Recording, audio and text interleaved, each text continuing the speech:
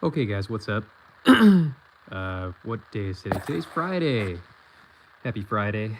I am going to do this right now because I am heading to the sale barn shortly to go bring some goats to market. So, I'm going to talk about silver market today, what's going on right now. First things first, though, my website for ordering my books is up. It's payhip.com/thesoftspoken shaman. It is the pinned comment. This is the book. This is the one I've uploaded so far. As you can see, it is a real book with real pages and real goodies. Definitely check it out. Definitely pick it up. Well worth it. Over the course of the next couple weeks, I'm going to be uploading more. So eventually on that website, there's going to be all my books. You won't even have to go through me. You won't have to deal with me at all. You can just click a button and you get them. Nice and simple. So that's coming soon. This is available today. You pick it up whenever. So you have any questions, you can email me, thesoftspokenshaman@gmail.com. You can also find my email address on that website. Also join the channel. Check it out. Got good info on there. Sometimes I post, pics of stocks that I deal with. I'm not a day trader. I don't day trade. I've since forever, I guess you call me a swing trader. Swing trading is what I do. I don't like, when it comes to stocks, I don't like to maintain long positions. Every once in a while I do when I'm really, really confident in something, but I prefer to swing trade where the profits are not astronomical, but they're consistent if you know what you're doing. And so I will basically keep a position for days, weeks, months, and then I'll exit it. Once I, get what I think is a suitable return. And so I gave one of those picks the other day for a couple days ago on my members only section of the channel. And I forgot to put in there though that swing trading is what I do. I don't necessarily hold positions for that long. Now, that pick that I gave, I do still hold a position in that because I do see an upside potential. So that is going to be a long hold for me. But oftentimes when I give picks, it's just because it's something I'm swing trading for a couple weeks or maybe a month or so. So, I got into doing stocks and stuff. I got into doing like penny stocks and the what do they call it? The pink sheets back in 2009. And I didn't lose my shirt or anything, but I did okay. I really didn't do too badly. And I kind of caught the bug from there. But I've never been one of these boomers who's just like, yeah, I'm going to hold, I'm going to buy ETFs and buy index funds and sit on them for 50 years and ride the market. I just never been one of those guys. So I don't do that. So anyways, silver, what's going on today? So today's February 27th. Obviously tomorrow's the last day of the month, but it's Saturday and Monday will be March 2nd.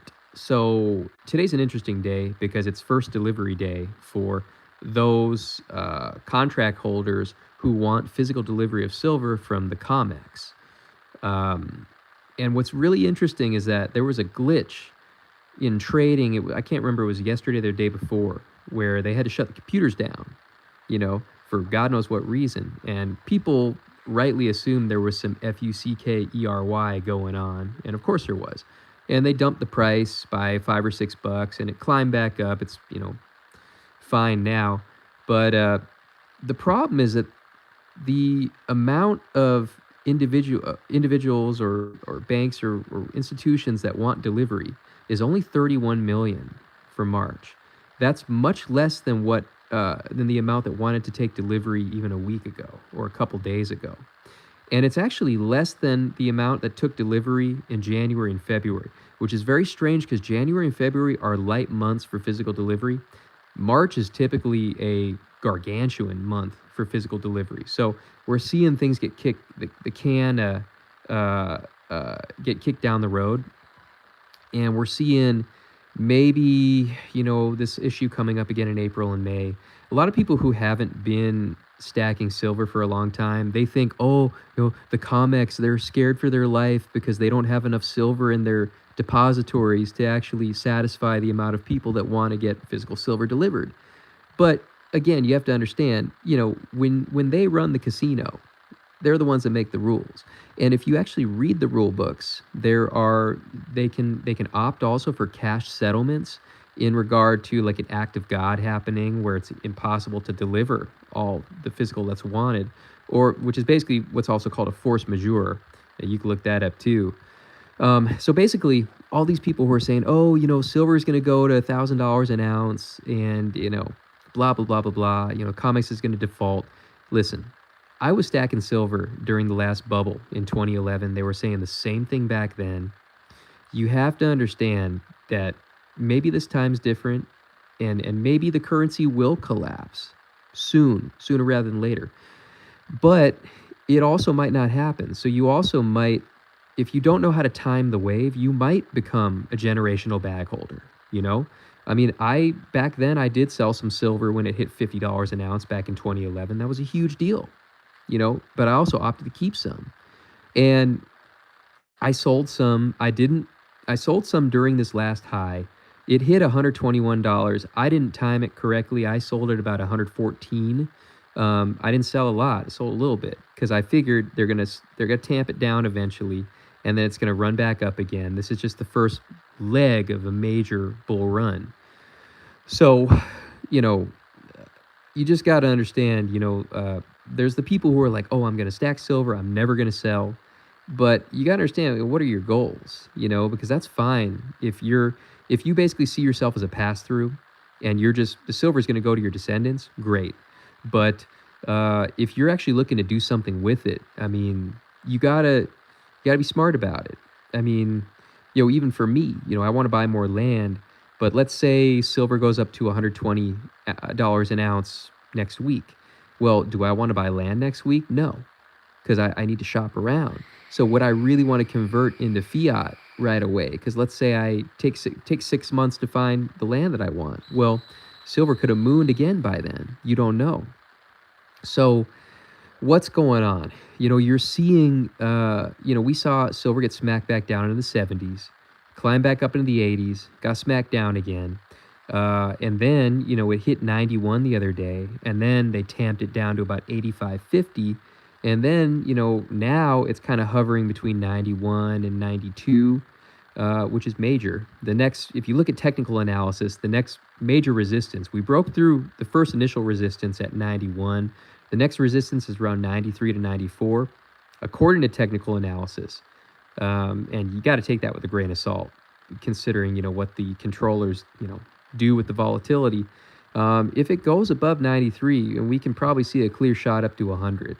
Now, the reason it went up kind of stratospherically this morning was because the PPI was released, and it came in hot.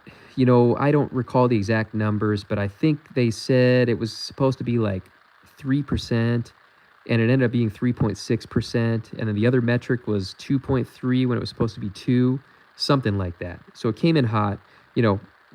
I'm actually happy that they did report it came in hot, because we're so used to them lying to us about inflation being under control when it obviously is not, Now, in the grand scheme of things, it's interesting because that shoots the price of gold and silver up.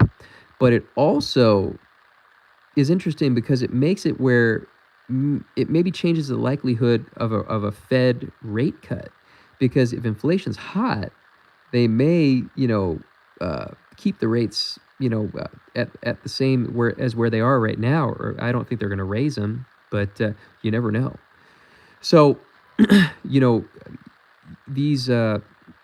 these small legs where silver does go up by a couple dollars, like right now being in the 90s, which is the first time it has been since that dump a month ago, you can tell that there's individuals who are going to be taking profit here. So you will see volatility. You will probably see it get shaken back down to the 80s, perhaps.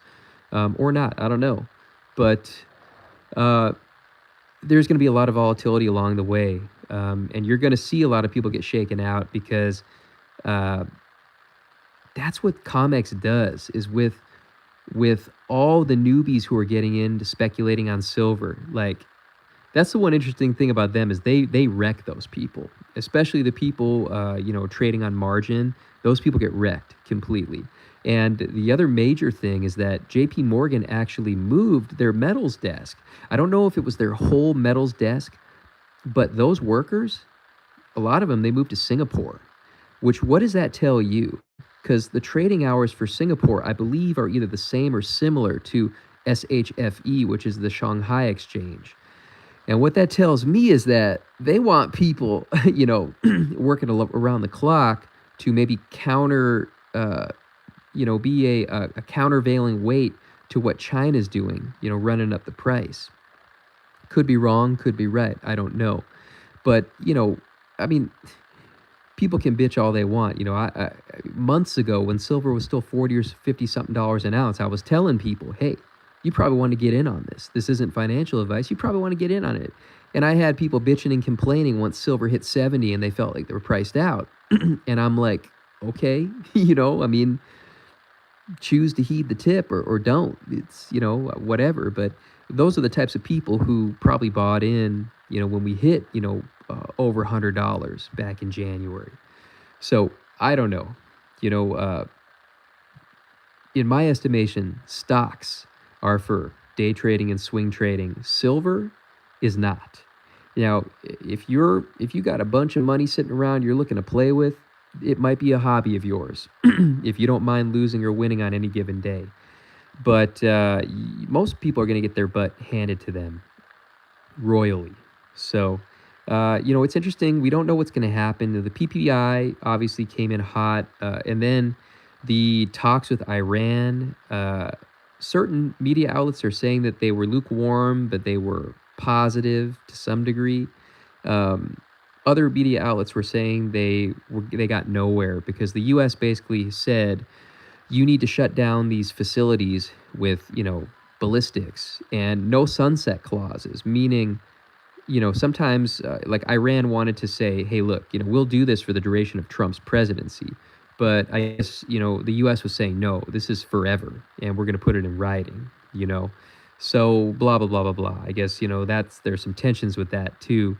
I remember, Trump said he gave him 10 to 15 days, I think, to see if they were actually going to play ball or not. So, I mean, that would probably line up with early March, first week of March. So who knows? I mean, there could be a strike during that time, or maybe not. Nobody really knows. Anybody who claims to know is either an insider or they're lying. So, I mean, the one thing that we do know for certain is that for those who are interested in silver, you're going to get a lot of volatility. It is going to track gold. It usually does, not always, but you're gonna notice a lot more minimal swings in the gold price. Yesterday I think silver, when they dumped it, silver dropped down 5% of its total value, and gold it was maybe like 1%. And this is just typically what happens. You don't see gold stratospherically dumping or mooning, really. Uh, but silver, yeah, you do. It just is what it is. Anyways, I got to get going. But yeah, for those interested, I go deeper into these tips and stuff on my members channel. And for those who want to check out books, payhip.com/the soft spoken shaman. You can check it out, the pinned comment. I got a couple. I'm working on my real estate book right now, like how to buy land or how to buy a house without getting screwed over. I am working on putting that up, and that should be up on the website. Oh, I'd say within the next week. Um, for me, the main thing is that I am proofreading, editing, and adding onto all these books to make them, a little bit more timely for 2026. So with that comes time. So, all these things